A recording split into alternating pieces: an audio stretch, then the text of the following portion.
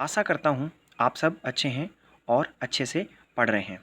चलिए आज हम डिस्कस कर रहे हैं कुछ फिजिक्स के ऐसे क्वेश्चन जो पिछले कुछ वर्षों में बार बार दोहराए जाते हैं हर प्रकार के एग्जाम्स में। तो हमारे पास सबसे पहला क्वेश्चन ये है कि निम्नलिखित में से किसका प्रयोग कार की हेडलाइट में परावर्तक के रूप में किया जाता है। तो देखिए बच्चों, एक चीज़ से हमें स्पष्ट पता चलता है कि परावर्तन का कार्य जो करता है वो क्या करता है, वो हमारे पास सिर्फ और सिर्फ मिरर कर सकता है। ठीक है, तो लेंस में यहाँ पर कोई काम नहीं, लेंस परावर्तक का कार्य नहीं अपवर्तन का कार्य करता है। यानी इंग्लिश वालों के लिए बात की जाए तो जो रिफ्लेक्शन का कार्य करता है वो हमारे पास मिरर करते हैं और जो रिफ्रैक्शन का कार्य करते हैं वो लेंसेज करते हैं। तो यहाँ से एक बात तो स्पष्ट हो चुकी है कि जो आंसर होगा वो मिरर वाला नहीं होगा। तो आंसर कौन सा होगा हमारे पास, दर्पण वाला। तो लेंसेज वाले ऑप्शन दोनों ए और डी समाप्त हो चुके हैं। अब बात आती है कि हमारे पास दर्पण, तो कौन सा दर्पण, इसमें दर्पण है कॉनकेव मिरर। अब देखिए कॉनकेव मिरर कैसे, हमने क्या है, अगर कुछ बच्चे अगर पढ़ चुके हैं, मेरी क्लास पढ़ चुके हैं, तो हमने क्या है यहाँ पर जिस दौरान रिफ्लेक्शन पढ़ रहे थे तो उसके अंदर क्या है, मिरर के बारे में हमने 4 प्रिंसिपल्स पढ़े थे। ठीक है, उनमें से एक प्रिंसिपल ये था, अगर कोई लाइन, अगर कोई लाइट रे क्या प्रिंसिपल एक्सिस के पैरेलल आती है तो वो उसके सरफेस से टकरा करके अलोंग दी फोकस क्या है, डाइवर्ट हो जाएगी। तो अपने पास जो सामने है ये है कॉनकेव मिरर। तो ये क्या है, अगर ये क्या पैरेलल लाइन आ रही है, कोई पैरेलल रे आ रही है, तो ये क्या है, टकरा करके इससे क्या है, फोकस के अलोंग क्या है, फोकस के अंदर की तरफ है, ये क्या मुड़ जाएगी। तो इसके हमने एक वाइस वर्सा 2 नंबर यही पढ़ा था, अगर फोकस से क्या कोई टकरा करके लेंस से टकराती है यहाँ से निकलने वाली, तो किसके प्रिंसिपल एक्सिस के पैरेलल रहेगी।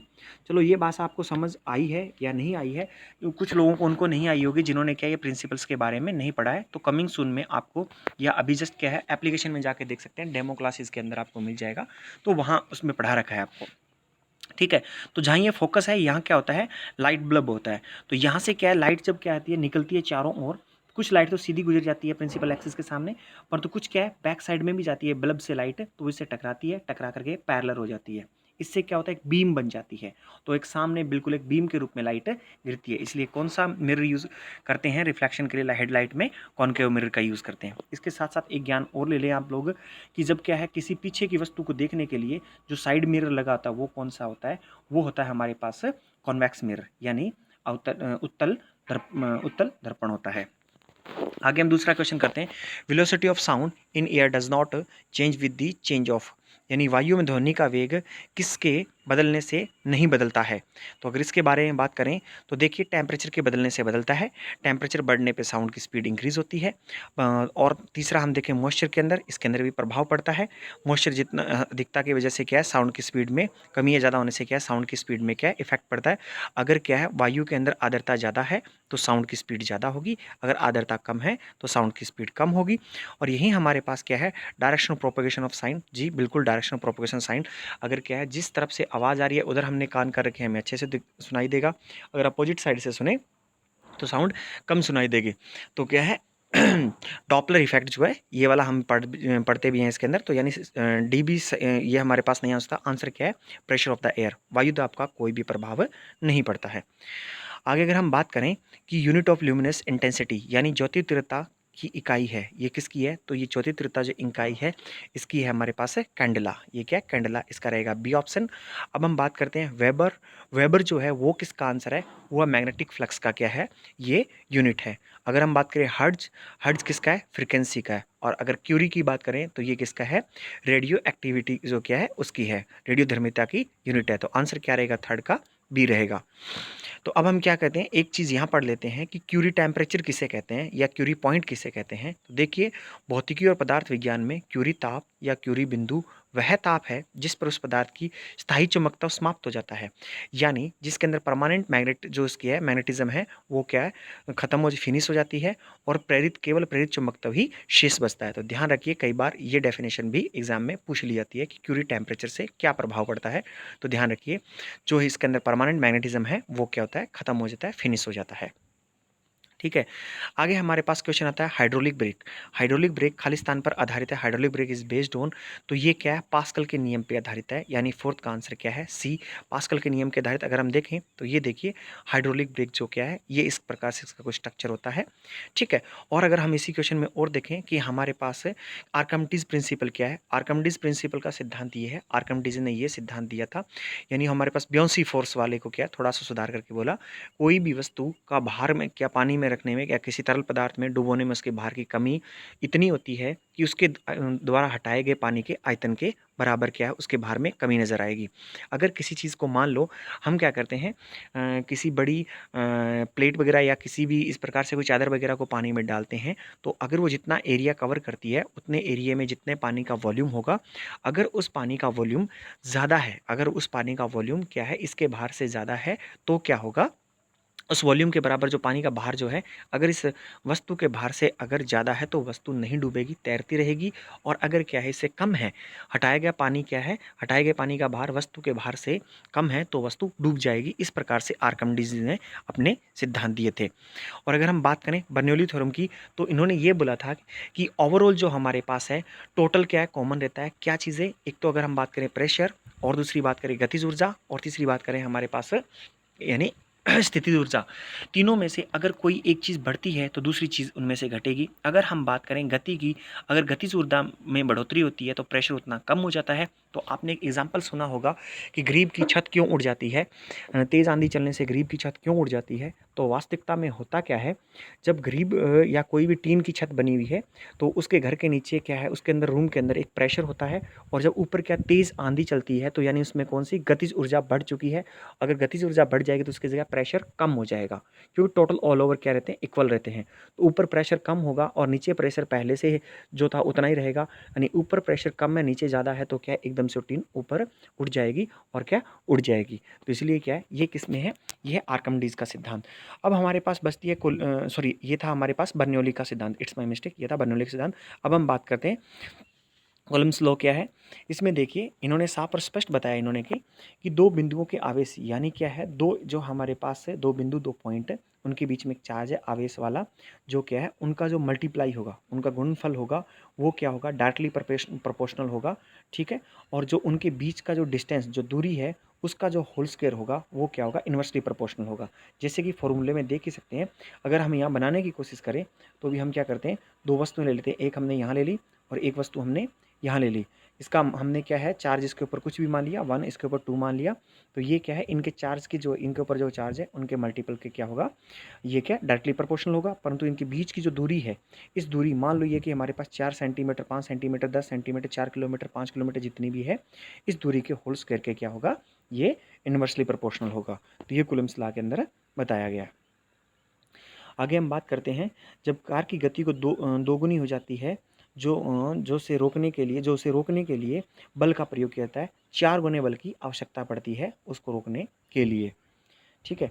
आगे एक ट्रांसफॉर्मर किस सिद्धांत पर कार्य करता है, तो ये हमारे पास म्यूचुअल इंडक्शन पे करता है, परंतु इसका आंसर तो 6 का भी है, परंतु हम इसके बारे में डिटेल में बात करते हैं। ये देखिए लिखा हुआ ट्रांसफॉर्मर किस सिद्धांत पर कार्य करता है, तो ट्रांसफॉर्मर म्यूचुअल इंडक्शन के सिद्धांत पर कार्य करता है। ट्रांसफॉर्मर में 2 वाइंडिंग होती है, आप देख रहे हैं, एक प्राइमरी कोयल है और दूसरी साइड में एक क्या सेकेंडरी कोयल है, तो 2 प्रकार की है। तो इसके अंदर क्या होती है, जो प्राइमरी वॉल्स होती है, इसमें इलेक्ट्रोमोटिव फोर्स ईएमएफ जो कहते हैं ना, ईएमएफ प्रोड्यूस होता है, और दूसरे में क्या मैग्नेटिक फील्ड पर काम करती है। ठीक है। तो हमेशा ध्यान रखिए, इसको जब जोड़ने का काम किया जाता है तो इनपुट आउटपुट का खासकर ध्यान रखा जाता है ट्रांसफार्मर में सही से काम करने के लिए। प्राइमरी कॉइल के साथ या इनपुट जोड़ी जाती है और आउटपुट क्या सेकेंडरी कॉइल के रूप में देता है। जो आपको भी यहाँ पे कुछ और इन्फॉर्मेशन भी है, आप उसको पढ़ सकते हैं। और इधर इसका सर्किट डायग्राम है, ये हमारे पास है। In the earth of weight of the body is the maximum at the, पृथ्वी पर शरीर का वजन अधिकतम कहाँ होता है। वैसे तो हम ऐसे पढ़ते आए हैं कि इक्वेटर पर क्या है, ग्रेविटेशनल इसमें क्या है, इसका यहाँ पर अगर देखा जाए रेडियस, या इसका हमारे रेडियस क्या, इसका जो हमारे पास टोटल जो ये हमारे पास परिधि देखी जाए, सरकमफेरेंस देखा जाए, तो काफ़ी ज़्यादा है इक्वेटर पर। ठीक है। और पोल पे इसका अगर हम सरकमफेरेंस की बात करें, यानी परिधि की बात करें, तो कम है। तो यहाँ देखा जाए इक्वेटर पे क्या है, ग्रेविटेशनल फोर्स कम होता है, और ध्रुवों की तरफ यानी पोल्स की तरफ जाए तो ग्रेविटेशनल फोर्स बढ़ता जाता है। तो जहाँ जहाँ ग्रेविटेशनल फोर्स की मात्रा बढ़ती जाएगी वहाँ वहाँ हमारे पास वजन हमारा बढ़ता जाएगा। वैसे भी वेट इज इक्वल टू क्या होता है, यानी भार बराबर क्या होता है, मास इंटू में द्रव्यमान, यानी सॉरी मास इंटू में ग्रेविटी, और वही हमारे पास भार बराबर क्या होता है, द्रव्यमान गुना में गुरुत्वाकर्षण, जो हमारे पास ग्रेविटी का जो बल है ये होता है। तो जिधर क्या है, जहाँ जहाँ पर क्या होगा, ये हमारे पास ग्रेविटेशनल फोर्स ज़्यादा होगी तो वहाँ पर वजन ज़्यादा होता है।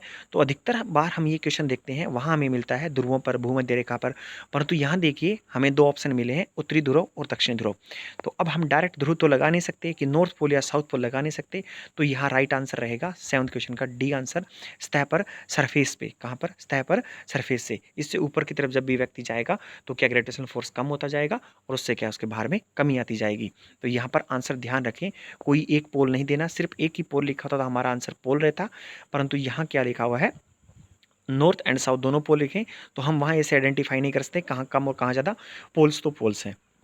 तो यहाँ आंसर क्या रहेगा, डी रहेगा, सरफेस, सतह पे।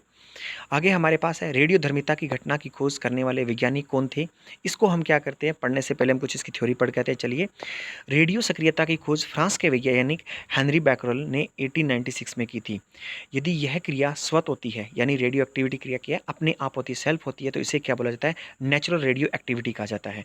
और अगर ये ह्यूमन के द्वारा करवाई जाती है तो इसे क्या कहा जाएगा, सिंथेटिक रेडियो एक्टिविटी कहा जाएगा। ठीक है, तो प्राकृतिक रेडियो सक्रियता मुख्यतः भारी नाभिकों से होती है। यूरेनियम, ये जिसका हमारे पास क्या है, यूरेनियम एटॉमिक नंबर क्या है, 92, पहला खोजा गया प्राकृतिक रेडियो सक्रिय तत्व है। अब देखिए प्राकृतिक यानी नेचुरल हमारे पास आइसोटॉप्स, और यहाँ दूसरे लिखे हुए हमारे पास सिंथेटिक क्या है, आइसोटॉप्स है। प्राकृतिक जो क्या समस्थानिक में देखें तो ये देखो हमारे पास यूरेनियम, रेडियम, थोरियम, कार्बन, ट्रिशियम ये है। और वहीं हमारे पास कृत्रिम समस्थानिक में देखें तो प्लूटोनियम, सीजियम, क्यूरियम, आयोडीन, और ये हमारे पास है अमेरिकम, एंटीमनी, ये वाले हैं। तो इसके आधार पर अगर हमें साफ और स्पष्ट पता चल चुका है कि हेनरी बैकरल थे, तो इसका आंसर हमारे पास क्या रहेगा, डी रहेगा। आगे हम बात करते हैं, मायोपिया को लेंस द्वारा ठीक किया जा सकता है, हाइपरमेट्रोपिया को खालिस्तान लेंस द्वारा किया जा सकता है। चलिए हम पहले इसमें थोड़ा डिटेल में समझते हैं कि मायोपिया क्या है। सबसे पहले देखा जाए हाइपरमेट्रोपिया जो है ये कैसे बोलते हैं, दूरदृष्टि दोष, इसे बोला जाता है दूरदृष्टि दोष। जो आप हाइपरमेट्रोपिया लिखे हुए नाम को नीचे देख रहे हैं, ऊपर देख रहे हैं, तो यहाँ एक्चुअल में क्या होता है, वास्तविक में ये क्या रेटिना है, गोल गोल जो पीछे की तरफ है ये क्या है, रेटिना है। परंतु जो क्या है लेंस में क्या है, दूरदृष्टि दोष का मतलब है दूर की वस्तु स्पष्ट दिखाई देना परंतु नज़दीक की वस्तु स्पष्ट नहीं दिखाई देना। और जो है यहाँ से जो वस्तु का जो फोकस गिरेगा वो क्या है, जो बनेगा एक पॉइंट पे मिक्स, जो लाइनें मिक्स हो गई वो हमारे पास मिलेगी दोनों क्या है, रेटिना के पीछे मिलती है। तो इसे क्या हाइपरमेट्रोपिया को यानी दूरदृष्टि दोष को करेक्ट करने के लिए कौन सा लेंस लगाया जाता है, कॉन्वेक्स लेंस लगाया जाता है, यानी इसके लिए जो लगाया जाता है वो लगाया जाता है उत्तल लेंस। और इधर दूसरी साइड में आप देख रहे हैं कि नॉर्मल विजन दिखाई दे रहा होगा आपको। सबसे पहले नॉर्मल विजन क्या है, रेटिना के ऊपर पड़ रहा है, ठीक है समझ आ रहा है। मायोपिया में क्या होता है, जो क्या है लाइनें इससे पहले ही, इससे क्या है रेटिना से पहले ही क्या मिल जाती है, यानी पहले ही चित्र बन जाता है रेटिना से पहले, उससे गिरने से पहले ही। वास्तव में अगर किसी चित्र को देखना है तो वो रेटिना के ऊपर पड़नी चाहिए लाइट, वहाँ बनना चाहिए तो ही वो दिखेगा।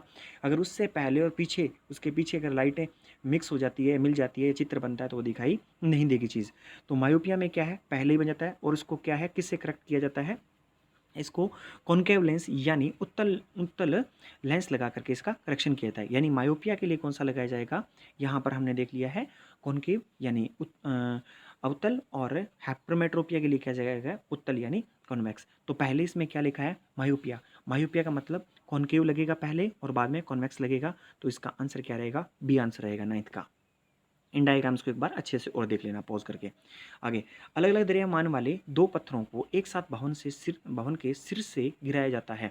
यानी दो जो पत्थर है उनका क्या है, मास अलग अलग है, परंतु उन्हें क्या है एक फिक्स जगह से एक इक्वल ऊंचाई से क्या है, हाइट से गिराया जाता है। तो क्या होगा, ये कुछ नहीं लिखा है तो ये बात कर रहा है वैक्यूम की, कुछ नहीं लिखा है तो ये बात कर रहा है वैक्यूम की। तो ध्यान रखिए वैक्यूम यानी निर्वात में मास को भी मायने नहीं रखता है, निर्वात में मास कभी भी मायने नहीं रखता है। तो दोनों के दोनों पत्थर क्या है, एक साथ आकर के गिरेंगे।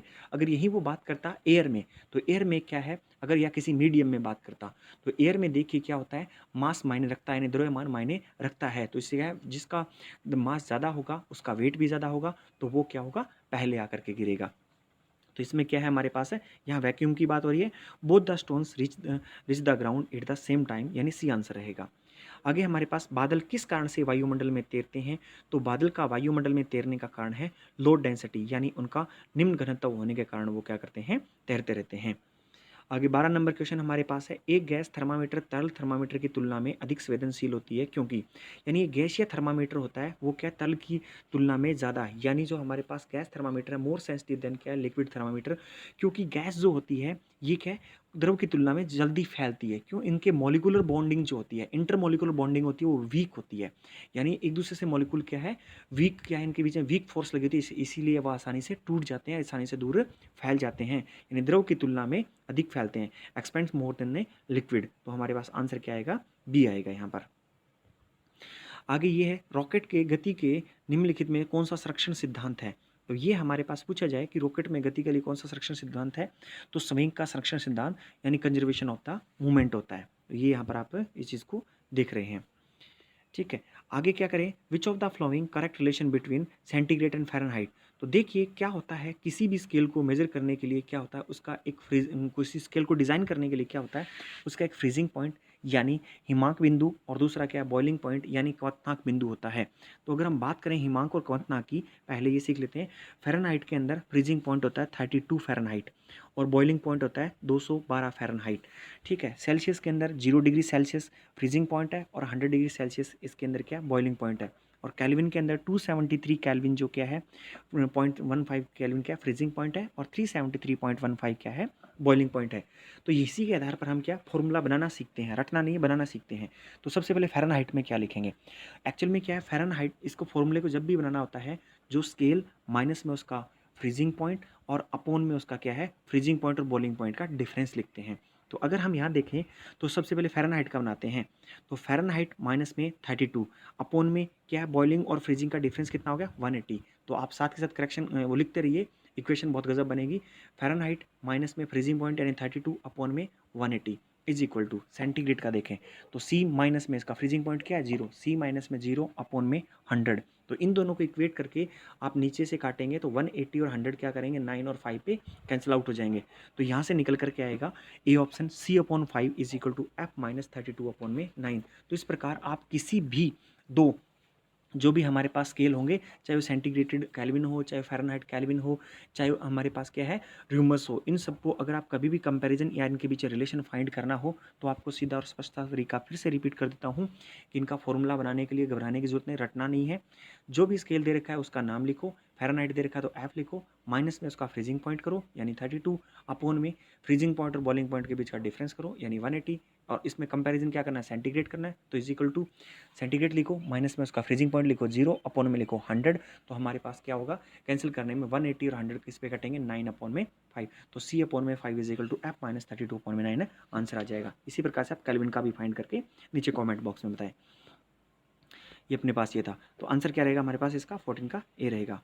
आगे हम बात करें 15, दूध का मंथन के लिए क्रीम को अलग हो जाने का कारण क्या है, इसमें फोर्स होता है सेंट्रीफ्यूगल फोर्स होता है यानी अपकेंद्रीय बल के कारण होता है, और इनमें से कोई भी बल नहीं है। फ्रिक्शन ये हमारे चलने में सहायक फुल होता है, ठीक है। श्यानता बल ये किसी भी चीज़ को क्या है श्यानता वो होती है, इस अगर विस्कोसिटी देखा जाए तो क्या होती है उनके बीच में जो क्या है घर्षण ही हो, यानी दो लगातार दो कम क्या है कंटिन्यूस लेयर्स के बीच में जो फ्रैक्शन होता है उसकी वजह से उसकी स्पीड घटती है, उसे श्यानता ही बोलते हैं। और गुरुत्व बल ग्रेविटेशन फोर्स ही है, परंतु आंसर 15 का रहेगा बी अपकेंद्रीय बल।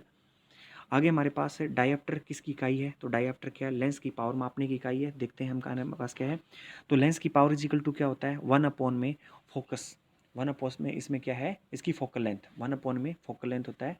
पावर इजिकल टू 1 अपॉन में फोकल लेंथ, परंतु किसमें मीटर के अंदर, पी होता है पावर, एफ होता है फोकल लेंथ, यानी पावर का फॉर्मूला क्या था 1 अपॉन में फोकल लेंथ इन मीटर के अंदर। ध्यान रखिए मीटर के अंदर होनी चाहिए, सेंटीमीटर में तो उसको पहले मीटर में कन्वर्ट करें, और जो आप निकालेंगे पावर वो किस में निकलेगी डायप्टर में निकलेगी। पावर ऑफ ए लेंस की क्षमता ज्ञात करने के लिए क्या होता है डायप्टर इसका यूज़ किया जाता है। आगे हम बात करते हैं रॉकेट किस सिद्धांत पर कार्य करता है। वो देखिए हमारे पास सिद्धांत अलग तरीके से, यहाँ न्यूटन के लॉज के यहाँ पे लॉ के बारे में पूछा है। तो देखिए हमने एक्स क्या है, equal and opposite action, action के इक्वल क्या होता है, इक्वल एंड अपोजिट एक रिएक्शन होती है, यानी वो किस में था, न्यूटन का थर्ड लॉ, न्यूटन के तृतीय नियम में। जैसे रॉकेट ऊपर की तरफ उठता है तो इसके पीछे क्या, पीछे की तरफ थ्रस्ट फेंकता है, ठीक है। वो इंजन से थ्रस्ट, आग वगैरह चलती है, वो नीचे की तरफ दम लगाती है तो रॉकेट क्या ऊपर की तरफ भागता है। तो इक्वल एंड अपोजिट वाला हो गया, तो न्यूटन थर्ड लॉ है यहाँ पर। आगे हम बात करें, ये देखिए न्यूटन थर्ड लॉ के रूप में है। आगे ध्वनि प्रदूषण की यूनिट क्या है, ध्वनि प्रदूषण किस में मापा है, डेसिबल के अंदर मापा जाता है सुनने की। तो आप इसमें क्या बताएंगे, सिंपल बातचीत के लिए, ऑर्केस्ट्रा वगैरह इन सब के लिए कौन सी डेसिबल होती है, आपको किस किस का बताना है कमेंट बॉक्स में।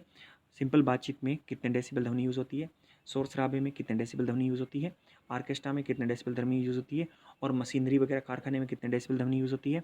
और इसके साथ साथ आपको एक ये भी बताना है कि जो रॉकेट्स वगैरह उड़ते हैं तो ये कितने डेसिबल ध्वनि इनका जो होती है, वो ध्वनि प्रदूषण करते हैं, कितने डेसिबल होती है इनकी साउंड की स्पीड, तो वो बतानी है। तो इसका आंसर क्या रहेगा, डेसिबल। और डेसिमल क्या होता है, जो पॉइंट बिंदु होता है। पीपीएम क्या होता है, पार्ट पर मिलियन होता है। इसको किसको मेजर करने के लिए, लिक्विड वगैरह को मेजर करने के लिए पीपीएम का यूज़ किया जाता है। 18 का आंसर क्या है, ए है। आगे हमारे पास पार्सेक इकाई है। पार्सेक इकाई है खगोलीय दूरी मापने के लिए।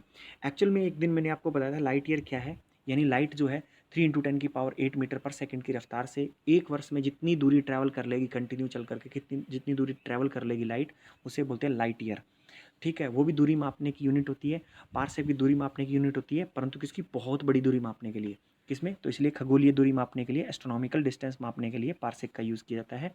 और एक पार्सेक बराबर होता है 3.26 लाइट ईयर्स। और 1 लाइट ईयर क्या होता है, एक वर्ष में लाइट के द्वारा चली गई दूरी, यानी आप उसको देख सकते हैं। तो हमारे पास पार्सेक है, 3.26 आंसर है इसका, है एस्ट्रोनॉमिकल हमारे पास डिस्टेंस।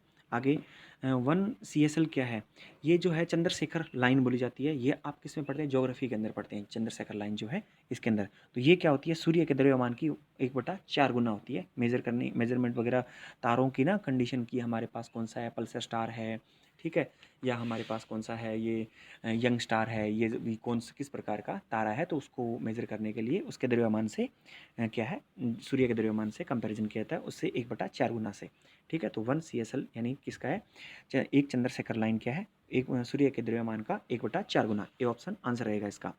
आगे हमारे पास है, किसी दरवाजे को आसानी से खोलने के लिए उसका हैंडल कहाँ लगाया जाता है। वैसे ये बात होती है टॉर्क की, टॉर्क जो होता है हमारे पास, तो क्या है, टॉर्क की बात हो रही है यहाँ पर।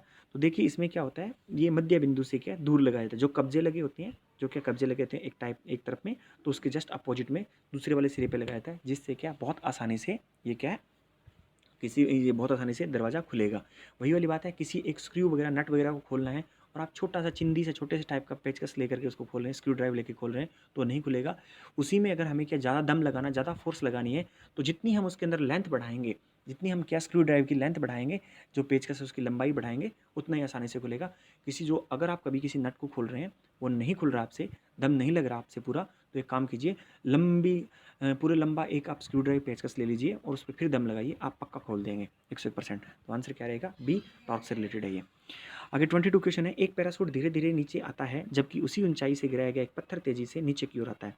तो यहाँ ब्योंसी फोर्स की बात हो रही है। तो ये अपथ्रस्ट फोर्स जो होती है ऊपर की तरफ, जो सामने क्या है, एक श्यानता जो होती है ना, हर किसी मॉलिक्यूल्स के अपने आप में क्या एक श्यानता होती है। तो पैराशूट जो होता है उसका सरफेस क्या ज़्यादा होता है, उसका पृष्ठ क्षेत्रफल क्या होता है, ज़्यादा होता है। तो ज़्यादा होगा तो वो क्या होगा, ये देखिए पैराशूट जो क्या है, इसका इतना सारा क्षेत्र है, तो इतने सारे क्षेत्र में जितनी भी वायु आएगी, इस एरिया के अंदर, छतरी के अंदर अंदर जितनी भी वायु आ रही है, ये इसको ऊपर की तरफ धकेल रही है। तो ये वायु हो गई ज़्यादा व्यक्ति के वेट से। अब क्या है, धीरे धीरे धीरे व्यक्ति आएगा, इसको ये इसके अपोजिट में काम करती रहेगी, धीरे धीरे नीचे आता रहेगा। परंतु वहीं अगर पत्थर की बात करें तो पत्थर का वजन क्या होगा, 300-400 ग्राम, और वो जगह क्या लगा, उसका सरफेस एरिया क्या होगा, बहुत कम होगा। तो इसलिए क्या है, उसको अपोजिट लगने वाली फोर्स भी क्या होगी, कम होगी, तो ईजिली वो क्या नीचे आ जाएगा। तो इसके पीछे कारण क्या है, सी ऑप्शन है, पैरासूट का पृष्ठ क्षेत्रफल बड़ा तथा वायु प्रतिरोधक अधिक होती है। 22 का आंसर क्या है, सी है। आगे हम बात कर रहे हैं, ऊंचे पर्वतीय क्षेत्रों में नाक से रक्तस्राव क्यों क्यों नहीं लगता। ये कि why does bleeding occurs through the nose in high mountain region, ठीक है।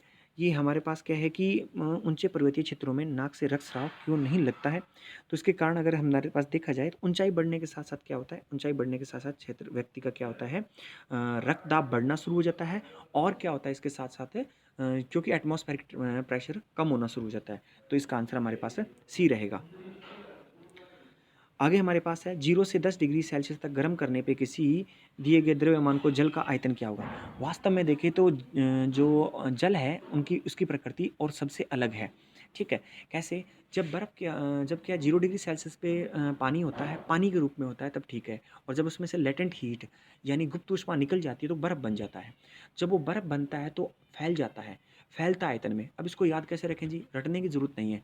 आप क्या करते हैं, आपने देखी हो सर्दियों में पाइप फट जाती है, सर्दियों में पानी वाली पाइप फट जाती है। या आपने देखा होगा कि आप फ्रिज के अंदर क्या करते हैं, एक गिलास पानी की भर के रखते हैं पूरी फुल, तो क्या सुबह जब उसमें बर्फ़ जमी होती है थोड़ी ऊंचाई तक आई होती है। कहने का मतलब है जब जल से बर्फ़ बनना होगा यानी वाटर से जब आइस में कन्वर्ट होगा तो उसका वॉल्यूम इंक्रीज होगा।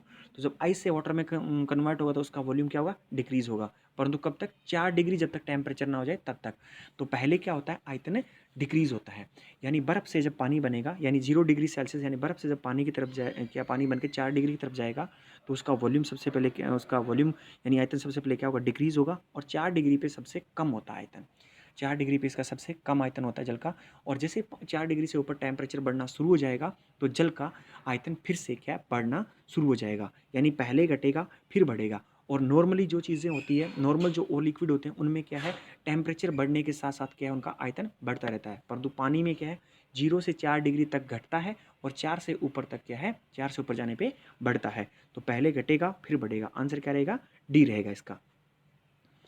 ठीक है, आगे ये है कि फ़िल्म देखने के लिए प्रयुक्त किए जाते हैं। फ़िल्म देखने के लिए जो चश्मे यूज़ किए जाते हैं पोलराइज़्ड चश्मे होते हैं। पोलराइज़्ड जो क्या स्पेक्टल्स होते हैं, यानी डी आंसर रहेगा 26 है। एक बम चाँद पर विस्फोट होता है, पृथ्वी पर उसकी ध्वनि सुनाई देगी? नहीं। क्यों? क्योंकि हम देखते हैं कि चाँद पे कोई मीडियम ही नहीं है। वहाँ मीडियम नहीं है तो उसके अंदर क्या किसी कोई भी ध्वनि सुनाई नहीं देता है। तो यहाँ पर विस्फोट की ध्वनि सुनाई नहीं देगी। 26 का आंसर क्या रहेगा? डी रहेगा। 27 एथलीट बढ़त प्राप्त करने के लिए ऊंची कूद से पूरा दौड़ता है। जब भी क्या करेगा, दौड़ेगा तो देखो हम नॉर्मल चलते हैं तो हमारे और बीच पृथ्वी के बीच में क्या है, एक फोर्स लगी होती है। पृथ्वी हमें ग्रेविटेशनल फोर्स है यानी वो हमें खींच रही है। ठीक है, तो और एक क्या फ्रिक्शन जनरेट भी हो रहा है। जब व्यक्ति क्या तेज़ दौड़ेगा, जब स्पीड तेज़ होती है तो ग्रेविटेशनल फोर्स ऑटोमेटिकली अपना प्रभाव कम करना शुरू कर देती है। तो इसे बोलते हैं जड़त्व गति प्राप्ति के लिए, यानी इनर्शिया ऑफ मोशन। इसका आंसर क्या रहेगा? ए रहेगा। 28 ये तालाब है, ये तालाब लाल वस्तु गहराई में कम गहरा दिखाई देता है। The reason of swimming pool of the appears less deep than the actual depth. ये देखो क्या है, ये थोड़ी सी टाइपिंग मिस्टेक है। तालाब में क्या है, तालाब में कोई वस्तु वास्तविक गहराई से कम गहरी दिखाई देती है। इसके कारण पीछे क्या है, इसके पीछे कारण देखा जाए तो हमारे पास है रिफ्रैक्शन, अपवर्तन। देखो क्या है, तारों का टिमटिमाना, इसके पीछे भी क्या है, रिफ्रैक्शन है। अगर हम बात करें एरोप्लेन ऊपर जा रहा है, वो क्या वास्तविक ऊंचाई से नीचे दिखाई दे रहा है, ये भी रिफ्रैक्शन का कारण है। अगर हम क्या करते हैं, किसी टब वगैरह के अंदर कोइन डाल देते हैं, वो कोइन क्या एक्चुअल ऊंचाई से क्या, एक्चुअल गहराई से क्या ऊपर उठा दिखाई देता है। इसका कारण भी क्या है, अपवर्तन। और क्या करते हैं, टब वगैरह के अंदर हम क्या करते हैं, एक स्टिक छड़ी डाल देते हैं तो छड़ी हमें क्या है, तिरछी टेढ़ी दिखाई देती है। इसका कारण भी क्या है, अपवर्तन। ये भी आपको फिजिक्स के डेमो के अंदर मिल जाएगा, एप्लीकेशन में जाके आप ये देख सकते हैं। तो यहाँ पर मैं इन क्वेश्चनों का एंड करता हूँ। और आप अपना जो भी किसी को डाउट हो तो आप क्या कर सकते हैं, नीचे कमेंट बॉक्स में लिख सकते हैं, नीचे अपना कमेंट लिख सकते हैं और आप अपना बता सकते हैं। अगर कोई ऐसा डाउट होगा तो आपको क्या है, फिर से वहाँ पर आपको रिप्लाई मिल जाएगा। ठीक है, धन्यवाद। यहीं समाप्त करते हैं, इस वीडियो का एंड करते हैं। आपका दिन शुभ रहे।